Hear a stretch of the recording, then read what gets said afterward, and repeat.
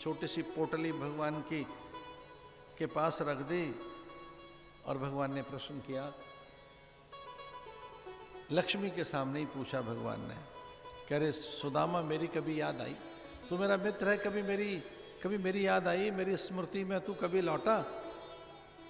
और सुदामा ने कहा कि महाराज मैंने तो पता नहीं कितने अपराध किए हैं, आज एक और अपराध कर देता हूँ, आपकी शपथ खाकर कहता हूँ। यद्यपि आपकी शपथ नहीं खानी चाहिए, आपकी सौगंध तो नहीं खानी चाहिए, पर एक अपराध आज और भी कर देता हूँ। आपके शपथ खाने का अपराध कर रहा हूँ।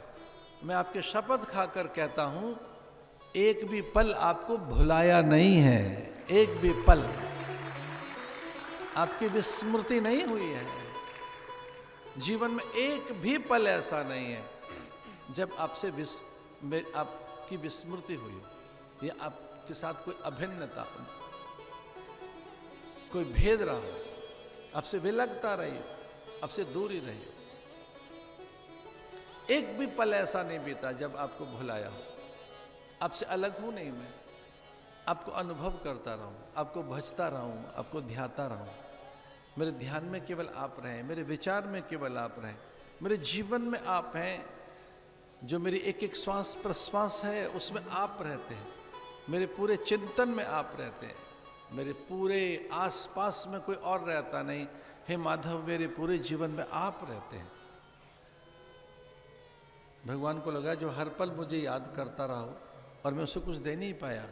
पोटली खोलकर एक मुट्ठी तंदुल और वो ऐसे ही चबाने लगे। तो पुराणों में आता है, बड़ी रसीली कथा है कि भगवान ने जैसे मानो एक लोक का राज्य दे दिया हो, और दूसरा मुट्ठी तंदुल जब भगवान चबाने लगे तो जैसे मानो उन्होंने सब कुछ सौंप दिया हो। और जैसे ही भगवान एक और मुष्टिक तंदुल के वो लेके चबाना ही चाहते थे कि रुक्मिणी ने हाथ पकड़ लिया, रोक लिया, धीरे से कान में ये कहकर कि पार्वती की तरह से हमको शमशान में रहने की आदत नहीं, सब हमारा सौंप देंगे, हमारा सब कुछ दे दोगे। आपने सब सौंप दिया ऐसे। भगवान ने अपना संपूर्ण वैभव। वैसे एक बात और भी है, जैसे पिता की संपत्ति पर संतानों का स्वाभाविक अधिकार है, वैसे ही भगवान की हर वस्तु पर भक्त का अधिकार है।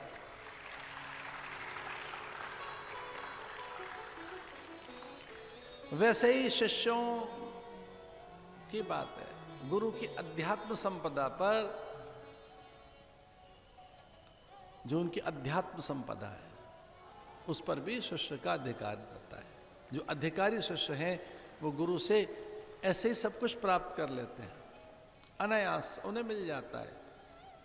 उसमें कृपा तो मूल है ही उनकी, अनुग्रह तो मूल है ही, बिना अनुग्रह के तो प्राप्त होगा नहीं।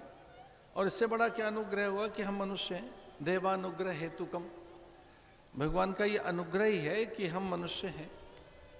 इसमें माता पिता का संयोग जैसा दिखता है, हमारे पुण्य दिखते हैं, सत्कर्म दिख रहे हैं। दुर्लभो मानुषो देहो देही नाम क्षण भंगुरा, लगता तो है कि बड़ा दुर्लभ है मनुष्य और हम माता पिता के सत्संकल्प की उपज या उनका उत्पाद दिखाई दे रहे हैं, पर इसका मूल अनुग्रह ही है। भगवत पाद विवेक चूड़ामणि के माध्यम से भगवान भाष्यकार कहते हैं कुछ और नहीं है, देवानुग्रह हेतुकम। भगवान के अनुग्रह से मनुष्य हैं, उसी के अनुग्रह से हम मुमुक्षु हैं। अगर मुमुक्षु भी हैं तो उन्हीं का अनुग्रह है, और अगर हमें महापुरुषों का संग मिल गया है तो उन्हीं का ये अनुग्रह है, परम अनुग्रह। अनुग्रह से संत मिलेंगे, बिना अनुग्रह के नहीं मिलेंगे, बिना अनुग्रह के महापुरुषों की संगति नहीं मिलेगी। और ये अनुग्रह मान रहे हैं, उनके चरणों में शीश झुकाए बैठे हैं, पग पखार रहे हैं। भगवान ने अपनी पीतांबर से उसके पैर पोंछ दिए। इसका अर्थ है कि देखिए, संपन्नता विपन्नता का आदर कर रही है, ऐश्वर्य आदर कर रहा है उसका जहां वीतरागता है।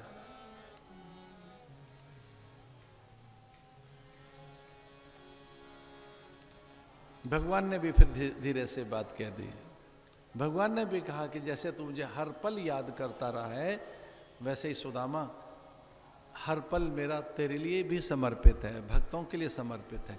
बिना बताए सुदामा को सब कुछ दे दिया। कथा में ऐसा आता है, सुदामा जब लौट कर आया था, वो बड़ी रोचक कथा है। भगवान ने जो वस्त्र दिए थे वो धीरे धीरे अपने मांग लिए। रोचक कथा आती है। माथे पर जो मुकुट पहनाया था वो ले लिया, जो सुंदर वस्त्र पहनाए थे वापस ले लिए। सुदामा को सामान्य वस्त्र देकर विदा किया। सुदामा को कोई इस बात का विचार नहीं आया कि कुछ दिन में मुकुट पहन के रहा, राजसी वस्त्र पहन कर रहा, अब कोई सेवक भी साथ नहीं है। लौटकर जब सुदामा आया तो चकित था।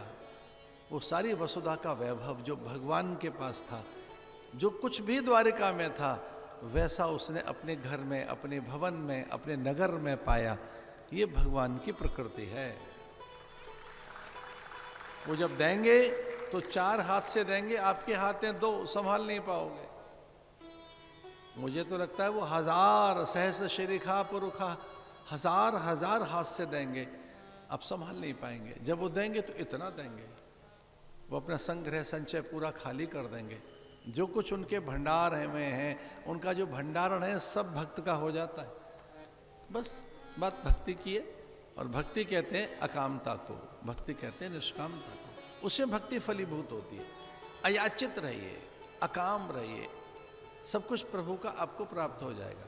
ऐसे बड़ी सुंदर सी ये कथा है सुदामा की।